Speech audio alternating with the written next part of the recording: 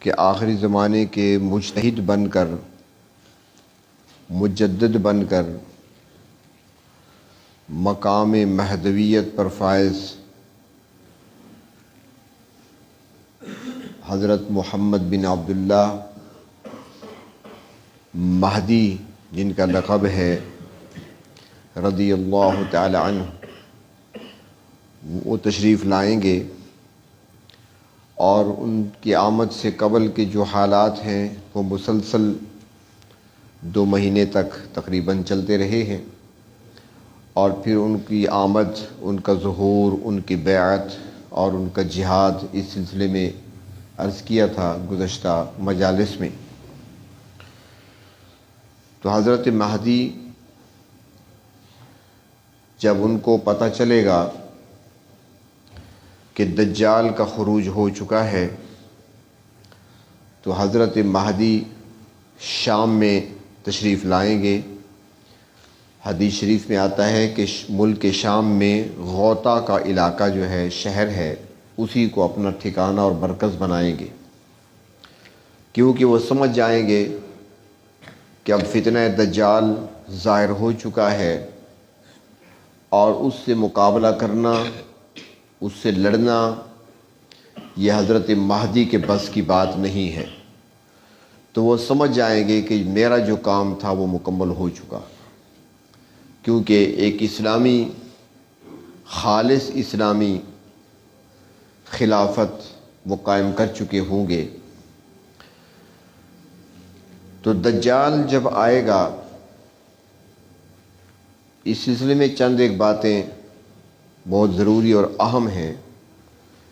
یہ ہر مسلمان کے علم میں ہونی چاہیے۔ سب سے پہلے تو یہ کہ جب سے یہ زمین بنی ہے،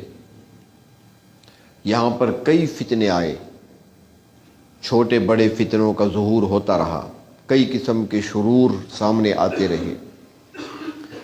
لیکن جناب نبی کریم صلی اللہ علیہ وسلم نے ارشاد فرمایا کہ دجال اتنا بڑا فتنہ ہے کہ ایسا فتنہ نہ اس سے پہلے زمین پر کبھی آیا، نہ اس کے بعد کبھی آئے گا، اور وہ اس قدر فتنہ سامانیوں کے ساتھ آئے گا کہ جناب نبی کریم صلی اللہ علیہ وسلم نے ارشاد فرمایا کہ ہر نبی نے اپنی امت کو فتنہ دجال سے ڈرایا ہے، ہر نبی نے، اور ہر نبی نے فتنہ دجال سے حفاظت کی دعائیں بھی کی ہیں۔ لیکن جس تفصیل کے ساتھ جناب نبی کریم صلی اللہ علیہ وسلم نے دجال سے متعلق حالات ہمیں بتائے ہیں، اپنی امت کو بتائے ہیں، ایسے حالات کوئی نبی اپنی امت کو نہیں بتا سکے۔ پوری تفصیل کے ساتھ کھول کھول کر اللہ کے رسول صلی اللہ علیہ وسلم نے بیان فرمایا۔ اب یہاں پر ایک نقطہ سمجھیں آج بطور سبق کے، وہ یہ ہے کہ انبیاء علیہ السلام کی جو دعوت تھی، سب سے پہلی دعوت توحید کی دعوت، سارے نبیوں کی یہی دعوت رہی ہے کہ اللہ کے سوا کوئی معبود نہیں۔ دوسرے نمبر پر وہ اپنی رسالت کا اعلان کرتے تھے۔ تیسرے نمبر پر وہ لوگوں کی اصلاح فرماتے تھے، جو احکام لے کر آتے تھے، جو شریعت لے کر آتے تھے اللہ کی طرف سے، وہ قوم کے سامنے رکھتے، اس کو نافذ کرتے، اس پر عمل کرتے اور عمل کرانے کی کوشش کرتے تھے۔ تو انبیاء علیہ السلام کی سنت ہے، آج بھی دعوت کا کام ہوتا ہے، لوگوں کو دین کی طرف بلانا، توحید کی طرف دعوت دینا، یہ انبیاء علیہ السلام کی سنت ہے، اور اس امت کا ایک فریضہ ہے بعد الفرائض جو امت ادا کر رہی ہے۔ تو جس طریقے سے ہر نبی نے توحید کی دعوت دی ہے، ہر نبی نے اپنی رسالت کا اعلان کیا، ہر نبی نے اللہ کے احکام قوم کے سامنے، اپنی امت کے سامنے رکھے، ان پر عمل کرایا بھی، کیا بھی، اور نافذ کرنے کی کوشش بھی کرتے رہے، اسی طرح اللہ کے محبوب صلی اللہ علیہ وسلم نے ارشاد فرمایا کہ ہر نبی نے اپنی امت کو فتنہ دجال سے ڈرایا ہے۔ تو اس سے معلوم ہوتا ہے کہ جس طرح ہم دوسروں کو توحید کی دعوت دیں گے، شریعت الہیہ پر عمل کرنے کی دعوت دیں گے، اسی طرح دجال کے تذکرے بھی ہمارے ہاں ہونے چاہیے۔ یہ سے ثابت ہو رہا ہے جب ہر نبی نے یہ کام کیا تو ہر نبی کی سنت ہے، اور اس میں اپنے بچوں کو بتائیں، اپنے ساتھ بیٹھنے والوں کو بتائیں۔ علماء کو چاہیے کہ اس ذمہ داری کو سمجھیں اور ممبر پر، اور جو امام ہے وہ مصلی پر اپنی قوم کو آگاہ کریں کہ کتنا بڑا فتنہ ہے، اور شاید کہ وہ اب زمانہ قریب آ چکا ہو۔ اگر دجال ابھی نہیں آیا، دجالی فتنوں کا ظہور ہو چکا ہے، دجالی فتنے پھیلے ہوئے ہیں۔ اب ان فتنوں سے بچنا اور اپنے آپ کو بچانا، اپنی اولاد کو بچانا، یہ ذمہ داری ہے، ورنہ اللہ نہ کرے وہ فتنہ بہت خطرناک ہوگا۔ اللہ کے نبی جب پناہ مانگ رہے ہیں، معمولی بات نہیں، فرمایا کہ اس دنیا کا، اس دھرتی کا سب سے بڑا فتنہ، وہ معمولی نہیں ہے کہ ہم ایسے کہہ دیں کہ بس آئے گا تو دیکھا جائے گا، ایسا نہیں ہے۔ وہ ایسا شر کا زمانہ ہوگا، ایسا مشکل زمانہ ہوگا کہ بڑی مشکل سے ہی ایمان والے اپنے ایمان کو بچا پائیں گے۔ وہ کرتب دکھائے گا، اللہ تعالیٰ نے اس کو طاقتیں اور قوتیں دی ہوگی، قوت ہوگی اس کے پاس، طاقت ہوگی اس کے پاس، وہ کئی کرتب دکھائے گا، معمولی کرتب نہیں۔ ایک علاقے میں جائے گا، ایک وادی میں جائے گا، وہاں کے لوگوں کے سامنے اپنے آپ کو رب ظاہر کرے گا، اور جب وہ اس پر ایمان لے آئیں گے اور اپنی بھوک کی شکایت کریں گے کہ کھانے کو کچھ نہیں مل رہا، تو وہیں پر اشارہ کرے گا، بادل آئیں گے اور خوب برسیں گے، اس کے حکم سے بادل برسیں گے، بارش ہوگی، زمین کو حکم دے گا، زمین اپنا غلہ نکالے گی، پودے نکالے گی، غلہ ہوگا۔ ان کے جانور جب باہر جائیں گے، واپس آئیں گے، پہچانے نہیں جائیں گے، اتنے طاقتور ہو چکے ہوں گے۔ یہ سارے کرتب دکھائے گا۔ اور جو مسلمان ہوگا، جو اس کو تسلیم نہیں کر رہا ہوگا، وہ جب گھر آئے گا،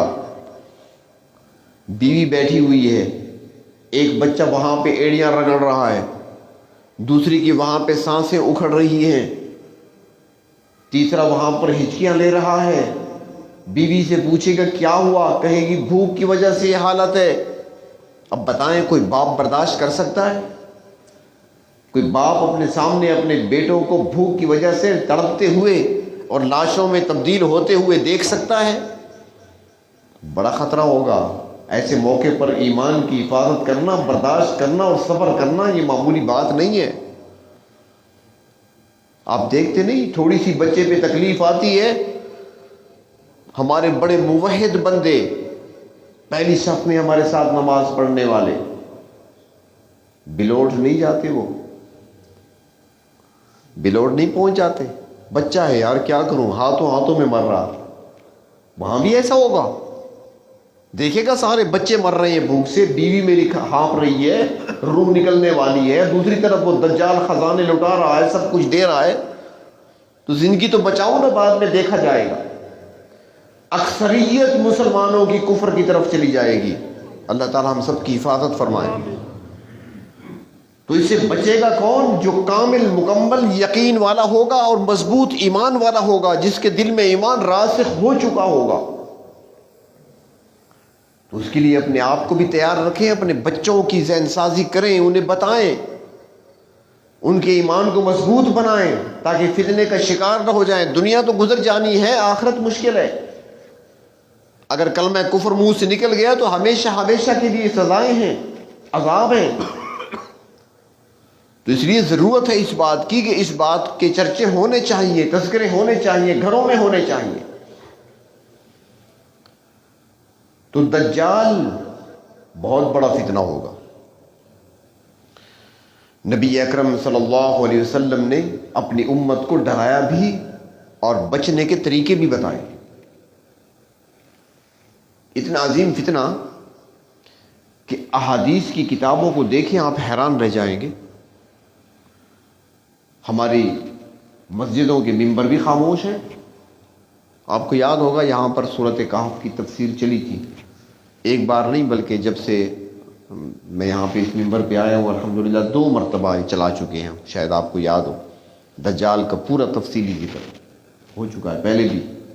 لیکن اس کی ضرورت ہے. لیکن بہت سارے ممبر ایسے ہیں جس میں 50 سال سے کبھی کوئی تذکرہ نہیں ہوا ہوگا اس عنوان سے. نہ مسجدوں میں تذکرے ہیں نہ گھروں میں تذکرے ہیں. یہ اتنا اہم معاملہ ہے کہ حدیث شریف کی کتابیں اٹھا کر دیکھیں، ایک جگہ نہیں کئی جگہ آپ کو احادیث ملیں گی اس حوالے سے. ہماری حدیث کی کتابوں میں سب سے معتبر کتاب حدیث کی اول درجے کی کتاب جس کو صحیح البخاری کہا جاتا ہے، کتاب صحیح بخاری کے اندر 51 مرتبہ دجال کا تذکرہ ہے. دوسرے نمبر کی ہماری کتاب صحیح مسلم حدیث شریف کا ذخیرہ ہے، اس میں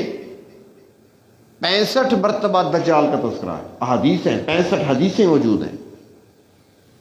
اسی طرح ایک کتاب ہماری ہے صحاح ستہ کی کتاب ہے، معتبر کتاب ہے حدیث شریف کی، نسائی، اس کے اندر 28 مرتبہ دجال کا تذکرہ ہے. اسی طرح ایک کتاب مشہور ہماری ابو داؤد ہے حدیث شریف کی کتاب، ابو داؤد کے اندر 33 مرتبہ دجال کا تذکرہ ہے. اور ایک بہت معتبر کتاب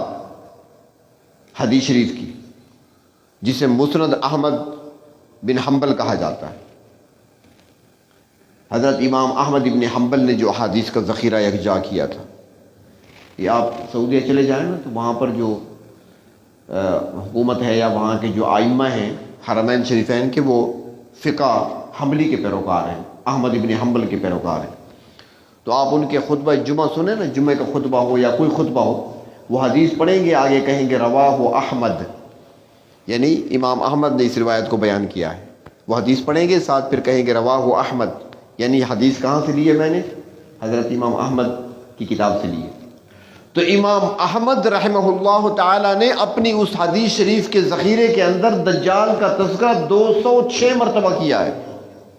206 حدیثیں وہ لائے ہیں مختلف مقامات پر اللہ کے رسول صلی اللہ علیہ وسلم سے دجال کے بارے میں. یہ اتنا اہم مسئلہ ہے. اور نبی کریم صلی اللہ علیہ وسلم نے فرمایا کہ اس سے بچنے اور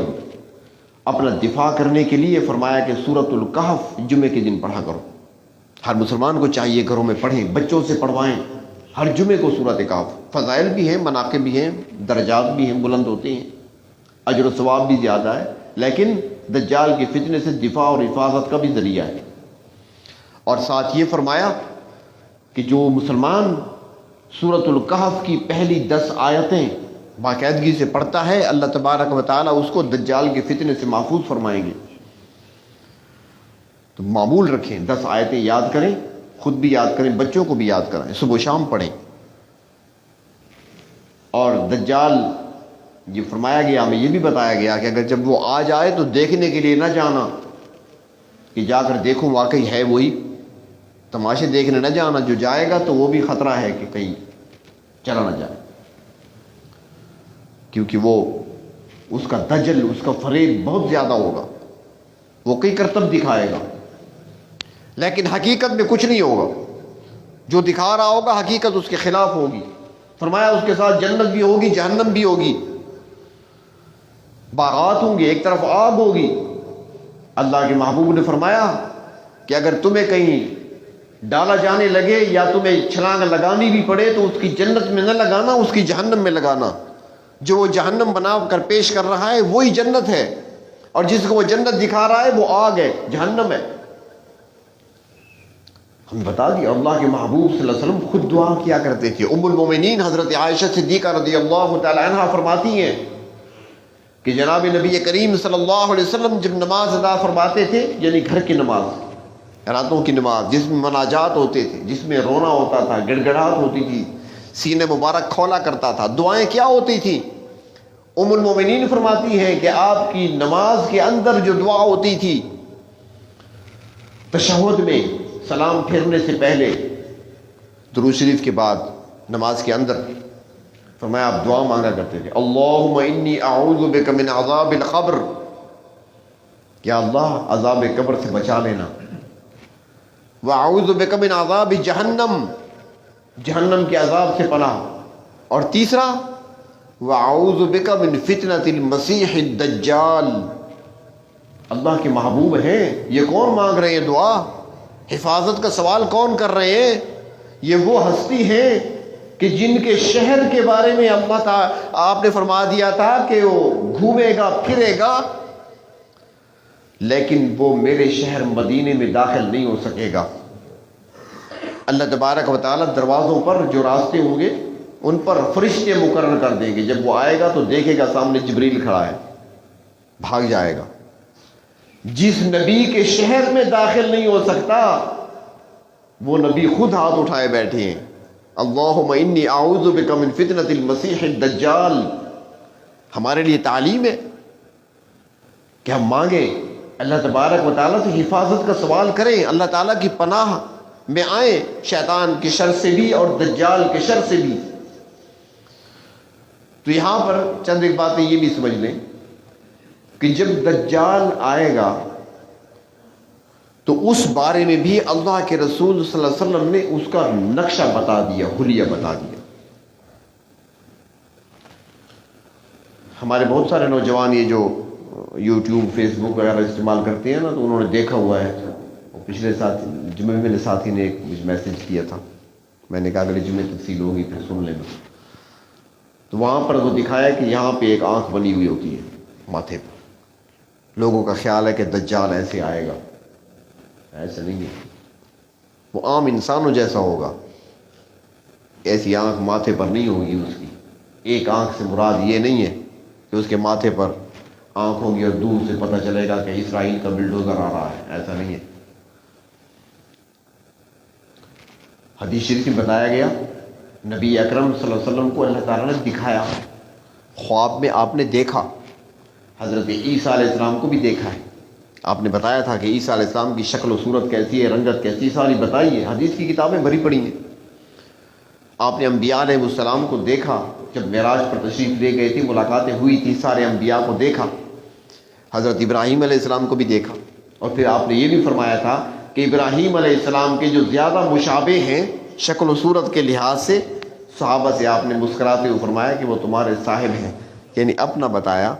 کہ شکل و صورت میری ابراہیم سے ملتی ہے، کیونکہ دادا ہے نا، جد امجد ہے۔ تو عیسیٰ علیہ السلام کے بارے میں بتایا کہ ان کے بال کیسے ہیں اور ان کے چہرہ کیسے ہے اور ان کی رنگت کیا ہے، سارا بتایا۔ تو دجال بھی آپ کو خواب میں دکھایا گیا، آپ نے فرمایا کہ وہ درمیانے قد کا ہے، چھوٹے قد کا، جس طرح عام لوگ ہوتے ہیں چھوٹے قد کے ذرا ہوتے ہیں، اتنا چھوٹا بھی نہیں ہے کہیں پھر گھر جا کر آپ بتائیں کہ وہ اتنا چھوٹا ہوگا کہ وہ کدو کی بیل کے نیچے سوئے گا۔ ہم نے پتہ نہیں کئی تشریحات اپنی طرف سے بھی کر رکھی ہیں، کوئی بینگن کے نیچے کسی کو سلا دیتے ہیں اور کسی کو کدو کے نیچے سلا دیتے ہیں، ایسا نہیں ہے۔ جس طرح عام لوگ ہوتے ہیں نا، کچھ بڑے لمبے ہوتے ہیں قد کے، کچھ چھوٹے ہوتے ہیں، تو وہ چھوٹے لوگوں کی طرح ہوگا، قد اس کی چھوٹی ہوگی۔ اور میں نے پہلے گزشتہ آپ کو یاد ہوگا میں نے عرض کیا تھا کہ اس سلسلے میں روایات مختلف ہیں کہ وہ پیدا کب ہوا ہے۔ بہرحال اس کے بارے میں یہ مشہور ہے کہ اس کے والدین تھے، ان کی 30 سال تک اولاد نہیں ہوئی تھی، 30 سال 30 ایئرس،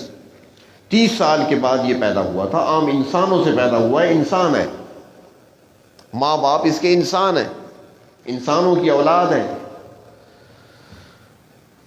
اور یہ بھی عرض کیا تھا کہ کچھ لوگ یہ بھی بیان کرتے ہیں، صداقت کا کوئی پتہ نہیں، کہ حضرت سلیمان علیہ السلام حضرت داؤد علیہ السلام کے دور میں پیدا ہوا تھا، حضرت سلیمان علیہ السلام کے دور میں جوان تھا اور انتہائی شر پسند تھا، نقصان کرتا تھا، زیادہ شر فساد پھیلاتا تھا، تو حضرت سلیمان نے اس کو ایک جزیرے میں بند کر دیا تھا، آج تک وہاں پر بندھا ہوا ہے، ایک روایت یہ بھی ہے۔ تو باہر طور جیسے بھی ہے، لیکن جو حدیث شریف میں آتا ہے، حضرت تمیم داری رضی اللہ تعالیٰ عنہ کی روایت میں نے آپ کو سنائی تھی کہ حضرت تمیم داری صحابی ہیں، پہلے وہ عیسائی مذہب سے تعلق تھا، تو انہوں نے ملاقات کی تھی، جزیرے پر گئے تھے، راستہ بھول گئے تھے، جزیرے پر گئے، وہاں بندھا ہوا تھا، جساسہ اس کا جاسوس تھا، وہ لے گئے اس کو، تو وہاں پر تمیم داری کی ملاقات ہوئی تھی دجال سے، اس نے دیکھا تھا، اس نے اللہ کے رسول کو آ کر بتایا، اور یہی واقعہ اس کے ایمان لانے کا سبب بنا تھا۔ وہ مدینے آیا تھا، اللہ کے نبی کے بتایا، تو اللہ کے نبی نے فرمایا تھا کہ ممبر پر بیٹھو میری جگہ پر، اور میرے سارے صحابہ کو یہ ساری بات بتاؤ۔ یعنی آپ صلی اللہ علیہ وسلم نے اس کی تصدیق کر دی تھی کہ واقعی ایسا ہے، وہ مشرق میں کسی جزیرے میں زنجیروں میں بندھا ہوا پڑا ہے، جب قرب قیامت وقت پورا ہوگا تو اسے کھول دیا جائے گا۔ تو وہ انسانوں کی اولاد ہے، ہاں جو طاقت اسے ملی ہے وہ جنات سے بھی زیادہ ہے، جنات سے بھی زیادہ طاقت رکھتا ہے، قوت اللہ نے وہ اس کو عطا کر دی ہے۔ تو یوں سمجھ لیں کہ وہ نیم انسانی اور نیم جناتی شخصیت کو سمجھ لیں اس کو۔ تو اس کے بارے میں فرمایا گیا کہ اس کا قد جو ہے وہ چھوٹا ہوگا، اور اس کی جو ٹانگیں ہیں پنڈلیاں، ان کے درمیان فاصلہ ہوگا، پنڈلیوں کے درمیان فاصلہ ہوگا، یعنی چلنے میں ذرا ایسے چلے گا جیسے وہ کسی کوئی زخم ہو نا تو پھر وہ چلتی ہیں اس طریقے سے، کیا کہتے ہیں ہمارے ہاں ایک گرمیوں میں لاسڑ، ایک گرمیوں میں جس کو لاسڑ ہو جاتے ہیں نا تو پھر وہ چل نہیں سکتے، قدم ذرا ایسے پھیلا پھیلا کے رکھتے ہیں، ایسے چلے گا، حدیث شریف میں آتا ہے، یعنی ہر طرف سے اس کے عیب ہی عیب ہوں گے۔ اور تیسری نشانی، بڑی نشانی آپ نے بتائی کہ اس کی بائیں آنکھ جو ہوگی وہ مٹی ہوئی ہوگی، یعنی بائیں آنکھ سے بالکل نظر نہیں آئے گا، وہ فارغ ہے، اور جو دائیں آنکھ ہوگی وہ ایک آنکھ اس کی ہوگی، ماتھے پر نہیں ہوگی، جس طرح ہماری دو ہیں اس طرح ہوگی، ایک آنکھ اس کی بالکل نہیں ہوگی، بلب بالکل فیوز ہوگا، اور جو دوسرا طرف ہے یہ آنکھ ہوگی اس کی، اس سے دیکھے گا لیکن وہ بھی انگور، پکے ہوئے انگور کے دانے کی طرح سرخ ہوگی، پھولی ہوئی، یہ آنکھ ہوگی اس کی۔ اللہ کے نبی نے کروڑوں رحمتیں ہوں، کروڑوں برکات کا نزول ہو، درود و سلام کا آپ کی قبر اطہر پر، کھول کھول کر بتاتی، آنکھوں کے بارے میں بتایا، ناک نہیں بتائی، گال نہیں بتائے، ٹھوڑی نہیں بتائی، پیشانی نہیں بتائی، آنکھیں بتائی ہیں۔ کیوں؟ گال ہو یا ناک ہو یا ٹھوڑی ہو تبدیل ہو سکتی ہے، سرجری ہو سکتی ہے، آنکھ کو بدلا نہیں جا سکتا، آنکھ کو تبدیل نہیں کیا جا سکتا، باقی چیزیں تبدیل ہو سکتی ہیں، اس لیے آپ نے آنکھ ہی بتائی ہے۔ تو آنکھ اس طریقے سے اس کی ہوگی، اور شروع میں وہ خدائی کا دعویٰ نہیں کرے گا، ہو سکتا ہے مصلح بن کر آئے، کیونکہ فتنے کا دور ہوگا، ہر طرف جنگ جنگ جنگ کے نعرے ہوں گے، ہر طرف لڑائیاں ہوں گی، ایٹمی جنگیں ہو چکی ہوگی، حضرت مہدی کے ساتھ بہت بڑا مارکا یورپ کا ہو چکا ہوگا، جسے ملحمۃ الکبریٰ کہا گیا ہے، ہر مجدون کہا گیا، یا تیسری جنگ عظیم کہا گیا، وہ ہو چکی ہوگی، ہر طرف ویرانے ہوں گے، تو ایسے موقع پر وہ آئے گا، ہو سکتا ہے پہلے پہلے وہ مصلح بن کر آئے کہ میں اصلاح کرتا ہوں،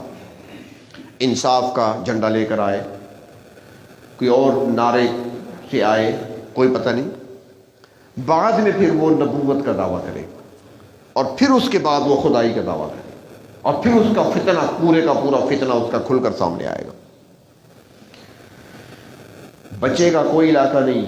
اس کو مسیح بھی کہا گیا ہے، دجال بھی کہا گیا، مسیح اور دجال۔ مسیح سے کیا مراد ہے؟ دجال تو ہے دجل سے، فریب، دجل، دھوکہ۔ یہ آج کل وہ میں ایک دیکھ رہا تھا، شاید آپ نے دیکھا ہو، یہ بہت ساری چیزیں اس قسم کی ہوتی ہیں لیکن ہم چونکہ کم ہی دیکھتے ہیں، تو میں نے جو دیکھا ہے وہی بتا رہا ہوں۔ وہ چائنا میں شاید کوئی ایک مال بنا ہے، بہت بڑا مال ہے، وہاں پر لوگ جاتے ہیں خریداری کے لیے، تو اس کی چھت کے اندر کوئی ایسی انہوں نے سسٹم رکھا ہوا ہے کہ وہ دیکھیں تو پہلے وہ چھت ہٹ جاتی ہے، اور پھر وہاں پر آپ کو مچھلیاں تیرتی ہوئی نظر آئیں گی، اور پانی ہے، اور پتہ نہیں کیا کیا نظر، حقیقت میں کچھ نہیں ہے، حقیقت میں کچھ نہیں ہے، لیکن وہ مناظر آپ دیکھیں گے، اوپر آپ کو ایسے لگے گا جیسے یہ کمرہ سمندر کی تہہ میں ہے، اوپر مچھلیاں بھی جا رہی ہیں، اور اوپر جو ہے نا بالکل وہ زندہ ہی لگتی ہیں مچھلیاں، سب کچھ اوپر نظر آتا ہے، حالانکہ ہے کچھ نہیں ہوتا۔ یہ اسے دجل کہا جاتا ہے، وہ اس طرح کے کرتب دکھائے گا، اس سے بڑھ کر دکھائے گا، یہ تو عام لوگوں کے بنائے ہوئے ہیں۔ فرمایا کہ وہ اس زمین پر 40 دن رہے گا، 40 دن، پہلا دن 1 سال کے برابر ہوگا، صحابہ نے سنا، گھبرا گئے۔ اب دیکھیں ان کو جو مقام ملا ایسے تو نہیں ملا نا۔ 1 سال کے برابر دن ہوگا جب اللہ کے نبی نے فرمایا تو صحابہ کا پہلا سوال کیا تھا؟ یا رسول اللہ ہماری نمازوں کا کیا بنے گا؟ پہلا سوال۔ فکر ایک ہی ہے، نہ کھانے کی فکر، نہ پینے کی فکر، نہ کمائی کی، نہ کاروبار، کوئی سوال نہیں۔ جب آپ نے فرمایا 1 سال کا دن ہوگا، فرمایا ہماری نمازوں کا کیا بنے گا؟ آپ نے فرمایا کہ نمازیں تم اندازے سے پڑھو گے، اندازے سے پڑھو گے۔ اندازہ اس زمانے میں فرمایا اب تو گھڑیاں ہیں، شاید یہ گھڑی ہمارے پاس ہو تو اسی کے مطابق ٹائم دیکھیں گے، فکس کریں گے، اسی کے مطابق ظہر پڑھیں گے، اسی کے مطابق صبح پڑھیں گے، اسی کے مطابق عصر پڑھیں گے۔ سورج سامنے کھڑا ہے، وہ تو نہیں جا رہا، اور اس کے نظارہ اللہ نے پہلے کرا دیا۔ ناروے کی طرف چلے جائیں تو وہاں جا کر دیکھیں 6 مہینے کا دن ہے، 6 مہینے کی رات ہے۔ 6 مہینے جب دن ہوتا ہے وہاں پر سورج سامنے کھڑا ہوتا ہے، وہ افطار بھی کر رہے ہیں روزے کو، سورج سامنے کھڑا ہے، روزہ بند بھی کر دیا، ٹائم کے حساب سے کر رہے ہیں نا، سورج تو نہیں جاتا، وہ تو کھڑا ہے۔ اور اس طریقے سے نمازیں بھی ان اوقات پہ پڑھ رہے ہیں، سورج بھی چمک رہا ہے، عشاء کی نماز بھی پڑھ رہے ہیں، سورج سامنے کھڑا ہے، صبح کی نماز پڑھ رہے ہیں۔ تو 6 مہینے، تو فرمایا کہ وہ سال کا ہوگا۔ تو ایک دن 1 سال کا ہوگا، دوسرا دن 1 مہینے کے برابر، تیسرا دن 1 ہفتے کے برابر، باقی عام دن ہوں گے۔ 37 دن جو ہوں گے نا وہ عام دنوں کے برابر ہوں گے۔ پہلے یہ 3 دن، سال، مہینہ، ہفتہ، 3 دن کٹ گئے 40 میں سے، باقی 37 بچ گئے۔ اب اس کو اگر ہم اپنے سالوں کے حساب سے حساب لگائیں تو کتنا بنے گا؟ دجال کا کل زمانہ جو زمین پہ ہوگا، جو فتنہ پھیلائے گا، 1 سال 2 مہینے 14 دن یہ بنتے ہیں آج کل کے حساب سے، ہمارے حساب سے 1 سال 2 مہینے 14 دن یہاں پر رہے گا۔ اسے مسیح کہا گیا، اور مسیح کا معنی سیاحت کرنے والا، وہ پوری دنیا کی سیر کرے گا۔ یہ 1 سال 2 مہینے اور 14 دن میں پوری دنیا کا چکر لگائے گا، ہر شہر پہنچے گا۔ ڈیرہ اسماعیل خان کے چوگلے پہ بھی آ سکتا ہے، اور ہمارے قریب کے رہنے والے دیہاتوں میں بھی جا سکتا ہے، قریشی موڑ اور خود کی بھی جا سکتا ہے۔ مسلمان کو ہر جگہ ڈرنا چاہیے، ہر جگہ اپنے ایمان کی سلامتی کی دعا کرتے رہنے چاہیے، تو ہر جگہ وہ پہنچے گا، فتنہ پھیلائے گا۔ منع کیا گیا کہ قریب نہیں جانا، اور نشانی بتا دی کہ اس کے ماتھے پر لکھا ہوگا کاف الف فا را، کاف الف فے رے، الگ الگ حروف لکھے ہوں گے۔ پوچھا گیا یا رسول اللہ صلی اللہ علیہ وسلم جو پڑھے لکھے ہیں وہ تو پڑھ لیں گے،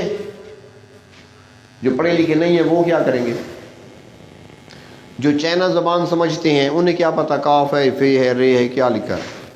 ان کو اردو کے حروف تو نہیں آتے، یہ تو حروف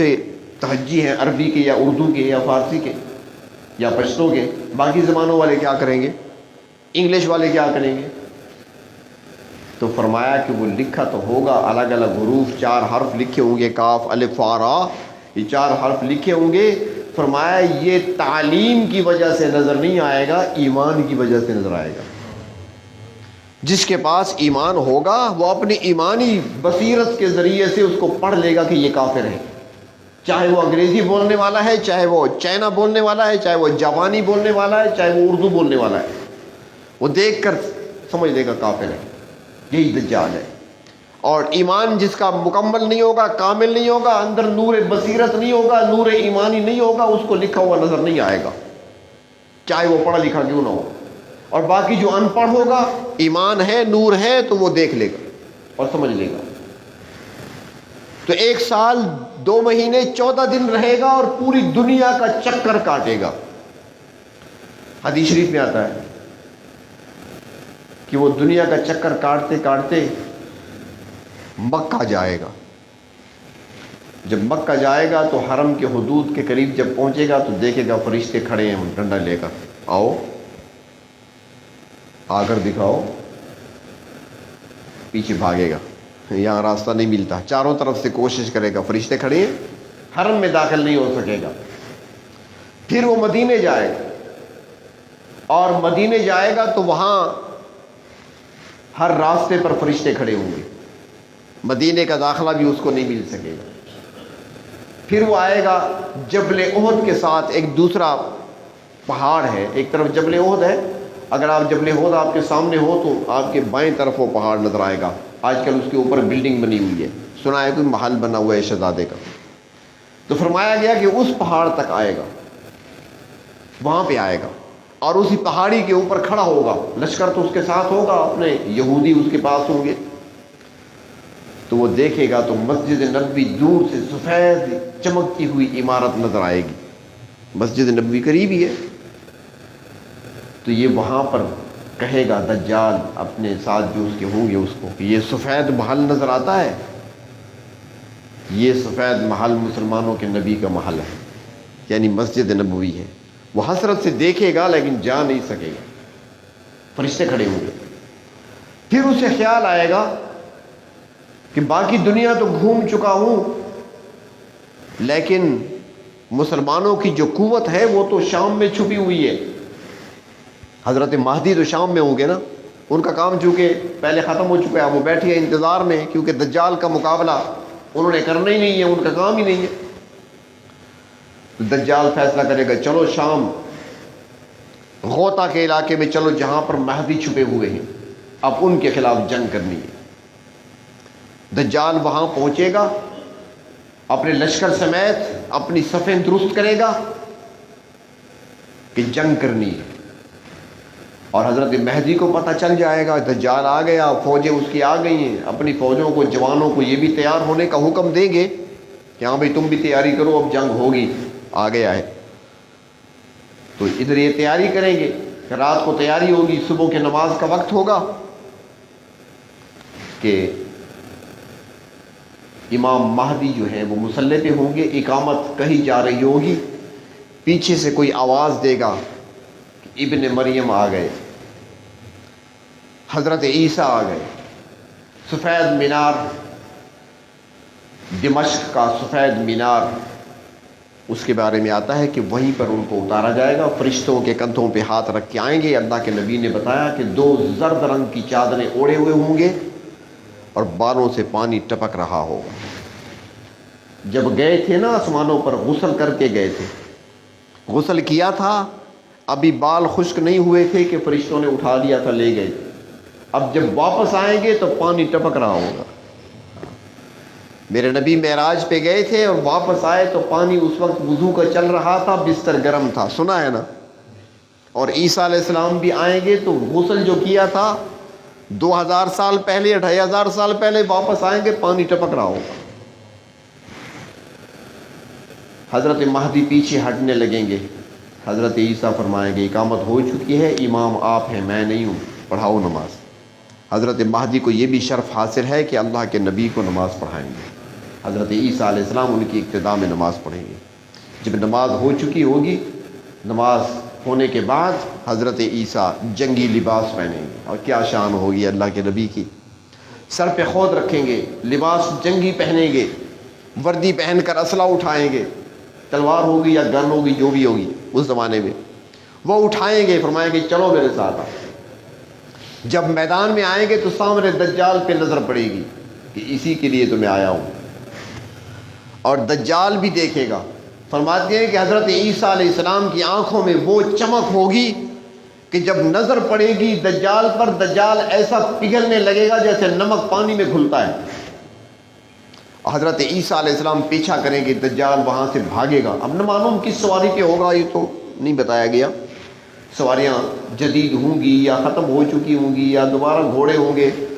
تو بہر طور حضرت عیسیٰ علیہ السلام پیچھا کریں گے، ایک شہر ہے جسے لد کہا جاتا ہے، لد یہ شہر ہے، حدیث شریف میں موجود ہے، اور یہ اسرائیل نے جب فلسطین کے علاقوں پر قبضہ کیا تو اس نے شہر بنایا، آباد کیا، اس کا نام لد رکھا، اب ہے لد، اور فرمایا کہ لد کے مقام پہ وہ جائے گا اور حضرت عیسیٰ علیہ السلام پیچھے ہوں گے، جب لد شہر کے دروازے پر انٹرس پر پہنچے گا تو وہیں پر حضرت عیسیٰ علیہ السلام اسے قتل کر دیں گے، اب لد میں کیا ہے، لد میں بہت بڑا جدید قسم کا ایئرپورٹ یہودیوں نے بنایا ہوا ہے دجال کے لیے، ہو سکتا ہے وہ جا رہا ہو وہاں پر کہ جہاز میں بیٹھ کر نکل جاؤں گا، ایئرپورٹ کی طرف ہو سکتا ہے جا رہا ہو، لیکن وہاں پہنچنے سے پہلے حضرت عیسیٰ علیہ السلام قتل کر دیں گے، اور پھر فرمایا کہ یہودیوں کے ساتھ جنگ ہوگی، یہودی بھاگتے پھریں گے، اپنا منہ چھپائیں گے۔ فرمایا کہ پتھر کے پیچھے جائیں گے تو پتھر آواز دے گا یا مسلم، اے مسلمان کہاں جا رہے ہو، آؤ میرے پیچھے چھپا ہوا ہے، مارو اسے۔ دیوار کے پیچھے یہودی چھپے گا، دیوار آواز دے گی اے مسلمان بھائی ادھر آؤ، میرے پیچھے بیٹھا ہے۔ فرمایا کہ ایک غرقد کا درخت ایسا ہے جو یہودیوں کو پناہ دے گا۔ ہم مسلمان ہیں، میں نے پہلے بھی عرض کیا تھا چند ہفتے بلکہ کئی مرتبہ میں ساتھ مثال اور واقعہ بیان کر کے میں نے عرض کیا تھا کہ بات میں کس کی سنا رہا ہوں، جو کائنات کے سب سے بڑے سچے ہیں۔ اس پر میں نے مثالیں بھی عرض کی تھی کئی مرتبہ، اس لیے تاکہ ذہن میں یہ بات رہے کہ یہ بات کس کی ہے، جو سب سے بڑے سچے ہیں، جن سے بڑا سچا کوئی نہیں ہو سکتا۔ لیکن ہم نے کبھی ان کی باتوں کو نہیں سمجھا، اور یہودی باوجود مخالف ہونے کے، دشمن ہونے کے، وہ آج بھی ان کی باتیں پڑھتے بھی ہیں اور سچ سمجھتے بھی ہیں۔ ان کو یقین ہے، حدیث شریف میں پڑھا ہے انہوں نے کہ غرقد کا درخت ہمارا دوست ہے، تو اس لیے آج وہاں پر لاکھوں کی تعداد میں غرقد کے درخت لگائے گئے اور لگائے جا رہے ہیں، ابھی تک سرکاری سطح پر لگائے جاتے ہیں، غرقد کے درخت لگائے جاتے ہیں۔ تو فرمایا کہ یہ درخت ان کو پناہ دے گا، لیکن بچیں گے نہیں۔ فرمایا کہ ایک بھی یہودی باقی نہیں بچے گا۔ حضرت عیسیٰ علیہ السلام کے دور میں پورے عالم سے کفر کا خاتمہ ہو جائے گا، اور صرف اسلام باقی ہوگا۔ ہر گھر میں اسلام ہوگا، ہر بازار میں اسلام ہوگا، ہر شخص کے پاس اسلام ہوگا۔ اسلام کے علاوہ مذہب کوئی نہیں ہوگا۔ ہاں شیطان ہوگا، دشمن ہے، وہ تو چلتا رہے گا نا ساتھ، تو اپنی شیطنت پھیلاتا رہے گا۔ تو حضرت عیسیٰ علیہ السلام دجال کو ختم کریں گے۔ اس کے بعد حضرت مہدی کا وقت بھی پورا ہو جائے گا۔ حضرت مہدی کی وفات ہوگی بیت المقدس میں، حضرت عیسیٰ علیہ السلام ان کی نماز جنازہ پڑھائیں گے، اور بیت المقدس میں حضرت مہدی کو دفن کیا جائے گا۔ اس کے بعد جب پورے خطہ پر، پوری زمین پر، پوری دھرتی پر اسلام کا پرچم لہرا رہا ہوگا، خوشحالی کا دور ہوگا، امن کا دور ہوگا، فرمایا ایک بکری کا دودھ پورے خاندان کے لیے کافی ہوگا۔ چائے بھی بناؤ، لسی بھی بناؤ، دہی بھی جماؤ، گھی بھی نکالو اور دودھ بھی پیو، ساری چیزیں ایک بکری سے۔ اور فرمایا کہ ایک انار توڑیں گے تو پورے گھر والوں کے لیے کافی ہو جائے گا، کھاتے رہیں، برکت اتنی ہوگی، امن کا دورہ ہوگا۔ زکوٰۃ دینے والا زکوٰۃ لے کر نکلے گا، شام تک گھومتا رہے گا، اسے بندہ نہیں ملے گا جو زکوٰۃ قبول کر لے۔ شام کو واپس آئے گا، زکوٰۃ واپس لے آئے گا، کس کو دوں، کوئی لینے والا ہی نہیں ہے۔ تو اس دوران ایک اور فتنہ، بڑا فتنہ جسے یاجوج و ماجوج کا فتنہ کہا جاتا ہے، وہ نکلے گا۔ تو حضرت عیسیٰ علیہ السلام سے کہا جائے گا عیسیٰ، مہدی آئے تھے، اپنا مشن مکمل کیا، دجال آیا تو مہدی کا کام نہیں تھا، وہ مقابلہ نہیں کر سکتا تھا، ہم نے کہا کہ شام میں چھپ جاؤ۔ اے عیسیٰ آپ آئے، دجال کا خاتمہ کیا، یہود کا خاتمہ کیا، اب یاجوج و ماجوج آ گئے، یہ آپ کا کام نہیں ہے، اب آپ ان کا مقابلہ نہیں کر سکتے، لہذا مسلمانوں کو لے کر طور پہ چلے جاؤ، کوہ طور پہ چلے جاؤ۔ حضرت عیسیٰ علیہ السلام مسلمانوں کو کوہ طور پہ لے جائیں گے۔ یہ ایک فتنہ آخری ہوگا، اور حضرت عیسیٰ علیہ السلام 40 سال کا عرصہ زمین پر رہیں گے۔ فرماتے ہیں کہ نکاح بھی کریں گے، ابھی تک شادی چونکہ نہیں کی تو یہاں پر شادی بھی کریں گے، نکاح بھی کریں گے، بلکہ محدثین نے تو لکھا ہے کہ ان کے 2 بیٹے پیدا ہوں گے، بیٹوں کے نام بھی انہوں نے لکھ دیے۔ اور پھر 40 سال خلافت کرنے کے بعد حضرت عیسیٰ علیہ السلام کی وفات ہوگی۔ وفات ہونے کے بعد ان کو